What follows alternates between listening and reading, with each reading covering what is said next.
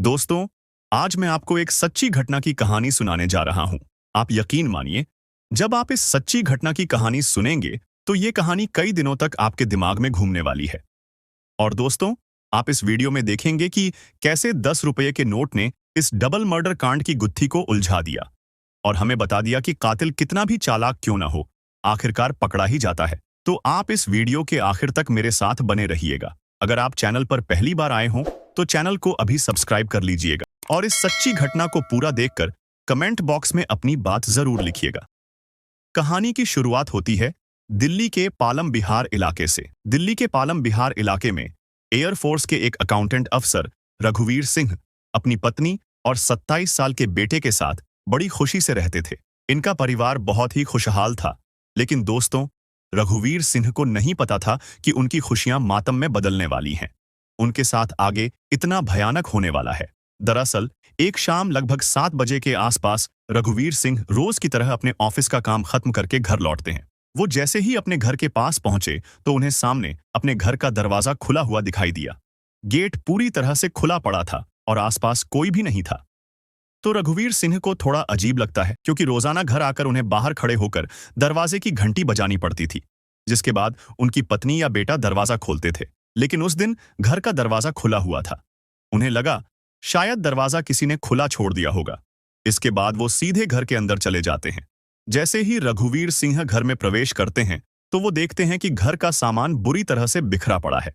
वो सीधा भागकर अपने कमरे में जाते हैं और जैसे ही कमरे के अंदर पहुंचते हैं, तो सामने का मंजर देखकर रघुवीर सिंह की रूह कांप जाती है। वो देखते हैं कि उनकी 55 साल की पत्नी की लाश पड़ी है, जो खून से लथपथ थी। ये देखकर रघुवीर सिंह सिहर जाते हैं और जोर से अपने बेटे को आवाज लगाते हुए उसके कमरे की तरफ भागते हैं। जैसे ही वो अपने बेटे के कमरे में जाते हैं, तो वहां भी वैसा ही मंजर था। उनके 27 साल के जवान बेटे की खून से लथपथ लाश सामने पड़ी थी। ये देखकर रघुवीर सिंह की चीख निकल जाती है और वो जोर जोर से चिल्लाने लगते हैं। तभी उनकी आवाज सुनकर पड़ोसी भी भागकर आ जाते हैं। सामने का मंजर देखकर वो भी घबरा जाते हैं। एयरफोर्स अकाउंटेंट रघुवीर सिंह की पत्नी और बेटे का किसी ने कत्ल कर दिया था। तुरंत ही पड़ोस का एक शख्स पुलिस को फोन लगाता है और पुलिस कुछ ही देर में वहां पहुंच जाती है। अब वहां घर के आसपास काफी भीड़ हो चुकी थी। पुलिस तुरंत मां बेटे की डेड बॉडी पोस्टमार्टम के लिए भेज देती है। लोगों के दिमाग में एक ही सवाल घूम रहा था, आखिर ऐसा किसी ने क्यों किया होगा। पुलिस तुरंत जांच में जुट जाती है। पुलिस देखती है कि घर का सामान बिखरा पड़ा है और अलमारी कबर्ड में भी सामान को उथल-पुथल किया गया था, जिसके कारण पुलिस को लगता है कि मामला लूटपाट का हो सकता है। लेकिन दोस्तों, जब सच्चाई सामने आई तो लोगों को विश्वास ही नहीं हुआ कि क्या ऐसा भी हो सकता है। जब आपको ये सच्चाई पता चलेगी, तो आपके भी रोंगटे खड़े हो जाएंगे। इसके बाद ये खबर रिश्तेदारों तक पहुंचती है और सभी आते हैं। मां बेटे का बड़े ही नम आंखों से अंतिम संस्कार किया जाता है। इधर पुलिस की जांच पड़ताल जारी थी और तभी पुलिस के सामने एक अजीब बात आती है। घर में सीसीटीवी कैमरे तो लगे थे, लेकिन उन कैमरों की रिकॉर्डिंग गायब थी। यानी कि किसी ने कैमरे की डीवीआर, जिसमें रिकॉर्डिंग होती है, गायब कर दी थी। ये बात पुलिस को खटक जाती है, क्योंकि उनके दिमाग में आता है कि जो भी यहां आया था, उसे सब पता था कि घर में कैमरे लगे हुए हैं और रिकॉर्डिंग कहां होती है। पुलिस जांच की गहराई में जाती है और रघुवीर सिंह का रिकॉर्ड खंगालती है। कहीं किसी से दुश्मनी तो नहीं, लेकिन पुलिस को ऐसा कोई नाम नहीं मिलता, क्योंकि रघुवीर सिंह एक सीधे साधे परिवार से थे। फिर पुलिस उनके बेटे का रिकॉर्ड चेक करती है। पता चलता है कि वो एक प्राइवेट जॉब करता था, लेकिन 2020 में लॉकडाउन के कारण उसकी नौकरी चली गई थी। वो तब से बेरोजगार था और अपने मम्मी पापा के साथ रहता था। उसकी भी किसी से कोई दुश्मनी नहीं थी। अब पुलिस के सामने ये डबल मर्डर केस था, जिसका न कोई सबूत था, न कोई शक और न ही कोई सीसीटीवी फुटेज। समय बीतता गया। पुलिस बीच बीच में रिश्तेदारों और पड़ोसियों से पूछताछ करती रही, लेकिन कुछ भी हाथ नहीं लगा। तभी रघुवीर सिंह की पत्नी के भाई का बेटा अभिषेक हिम्मत करता है और पुलिस पर दबाव डालता है कि आप सही से जांच नहीं कर रहे। अभिषेक रघुवीर सिंह की बहन का बेटा था, जिसकी रघुवीर सिंह के बेटे से खूब बनती थी। वो पिछले कुछ दिनों से इस दुख की घड़ी में रघुवीर सिंह के साथ था और हर वक्त उनके साथ ही रहता था। पुलिस ने दोबारा जांच शुरू की। घर के आसपास के कैमरों की फुटेज खंगालनी शुरू की। तभी पुलिस को एक फुटेज मिलती है, जिसमें एक शख्स मुंह पर गमछा बांधे हाथ में डीवीआर जैसी कोई चीज लेकर जा रहा था। पुलिस को शक होता है कि हो सकता है यही कातिल हो, लेकिन उस कैमरे में उसके चेहरे की पहचान नहीं हो पा रही थी। पुलिस नोटिस करती है कि वो पैदल जा रहा था, कोई वाहन नहीं था। तो पुलिस को लगा कि शायद उसने किसी पब्लिक ट्रांसपोर्ट का इस्तेमाल किया होगा, ऑटो, टैक्सी, बस या बैटरी रिक्शा।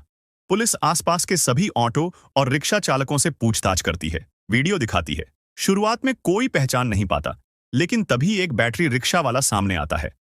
वो कहता है, मंगलवार को एक लड़का मुंह पर गमछा बांधे मेरे रिक्शे में बैठा था। ये सुनकर पुलिस को पहली कामयाबी मिलती है।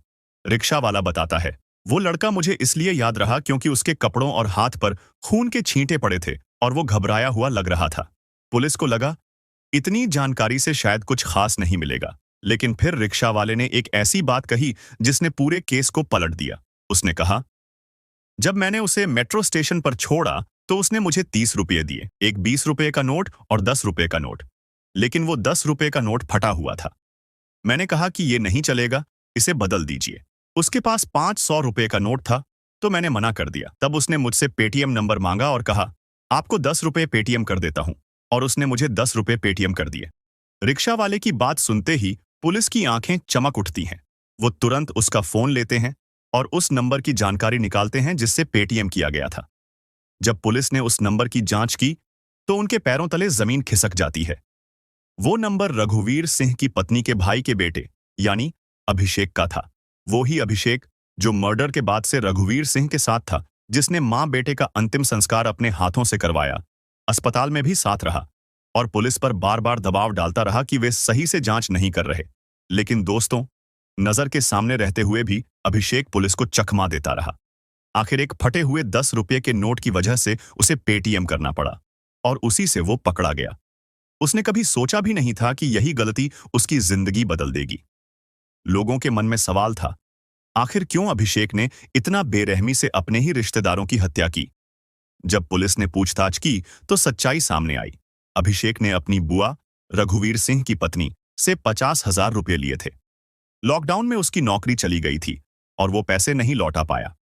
एक दिन जब वो रघुवीर सिंह के घर गया तो उसने अपने कजन भाई के साथ खाना खाया और मूवी देखी, लेकिन उसकी बुआ ने फिर पैसे मांगे। इस बात पर उसका झगड़ा हो गया। गुस्से में आकर अभिषेक ने घर में पड़े कसरत वाले डंबल से दोनों मां बेटों को मार डाला। उसने सीसीटीवी डीवीआर लेकर फरार हो गया और घर का सामान इधर उधर कर दिया ताकि लगे कि मामला लूटपाट का है।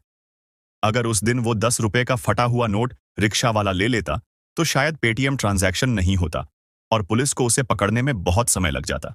लेकिन दोस्तों, कातिल कितना भी चालाक क्यों न हो, आखिरकार पकड़ा ही जाता है। आज अभिषेक जेल में है और 2 मासूमों की हत्या की सजा काट रहा है। तो दोस्तों, ये थी इंसानियत और रिश्तों को शर्मसार कर देने वाली सच्ची घटना। इससे सीख लेने की कोशिश जरूर कीजिएगा और कमेंट बॉक्स में अपनी बात जरूर लिखिएगा। दोस्तों, ये वीडियो का उद्देश्य किसी को ठेस पहुंचाना नहीं है। हमारा मकसद केवल आपको जागरूक करना है ताकि आप खुद को और अपने अपनों को ऐसी घटनाओं से बचा सकें। यह कहानी समाज को सतर्क करने और सुरक्षा के प्रति संदेश के रूप में साझ किया गया है। दोस्तों, ये वीडियो अपने दोस्त और अपने रिश्तेदारों को जरूर शेयर करें ताकि वो भी सावधान रहे और सतर्क रहे।